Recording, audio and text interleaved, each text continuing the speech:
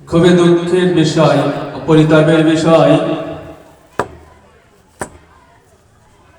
একটি হাদিস আল্লাহর নবী সাল্লাল্লাহু আলাইহি সাল্লাম বলেছেন, কিয়ামতের পূর্বে কিয়ামতের কিছু নিদর্শন, কিছু আলামত আছে।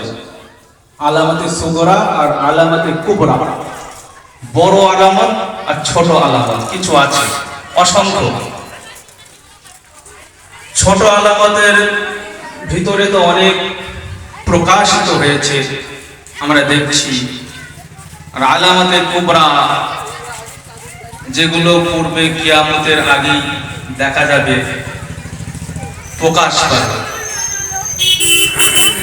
আলামতে কিয়ামতের মধ্যে এটাও একটি হলো যে অযোগ্য ব্যক্তিরা স্থান দখল করবে, যাদের যোগ্য নেই সেই স্থান সেখানে তারা অধিকার করবে। আর যোগ্য ব্যক্তিরা বড় বড় বিজ্ঞ আলিম, আলিমে দ্বীন, হাফিজে কোরআন, তারা বঞ্চিত হবে। তাদেরকে যথাযথ শ্রদ্ধা সম্মান দেওয়া হবে না।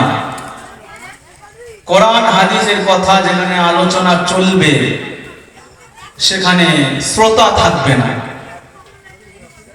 আজ এখানে দেখে বোঝা যাচ্ছে, সেই হাদিসের কথা মনে পড়ল। এখানে আমরা কোরআন হাদিসের কথা আলোচনা করতে এসেছি, শ্রবণ করতে এসেছি, শুনতে এসেছি, অথচ এখানে শ্রোতা নেই। পাশে যদি একটা ফাংশন দেওয়া হয়, ড্যান্স হাঙ্গামা দেওয়া হয়, হরি ঠেলাগত চলবে, এত লাইন পড়ে যাবে। এটা হচ্ছে কিয়ামতের আলামত, কিয়ামতের নিদর্শন। ফুচকার দোকানে লাইন, চপের দোকানে লাইন, বাদামের দোকানে লাইন, তারপর মনোহারীর দোকানে লাইন, এগুলো হচ্ছে বাবাজিরা, রাগ করবেন না, আলামতের কিয়ামত, কিয়ামতের নিদর্শন।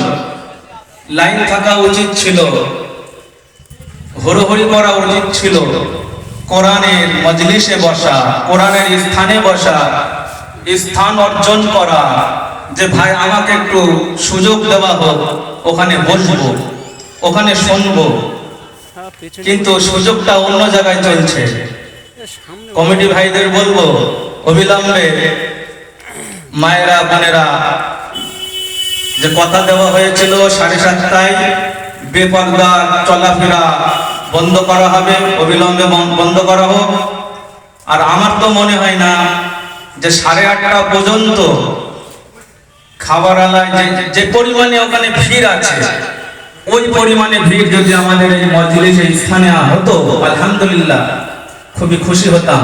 আমার তো মনে হয় না 8:30টা পর্যন্ত সময় দেওয়া খুবই ভালো হয়েছে।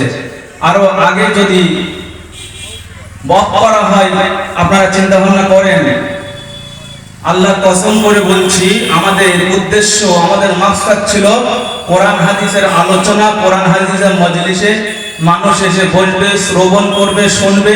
কিন্তু এসে দেখেন কোরআন হাদিসের মজলিস শূন্য। ফারিস্তারা যখন এসে বলবে, আল্লাহ এখানে কি হচ্ছে আমরা তো বুঝতে পারছি না, যত ঠেলাঠেলি হোড়াহুড়ি চলছে ফুচকার দোকানে, চপের দোকানে, মনোহারীর দোকানে, কিন্তু আপনার এবং আপনার রসুলের কথা যেখানে আলোচনা, সেখানে মজলিসের লোক নেই।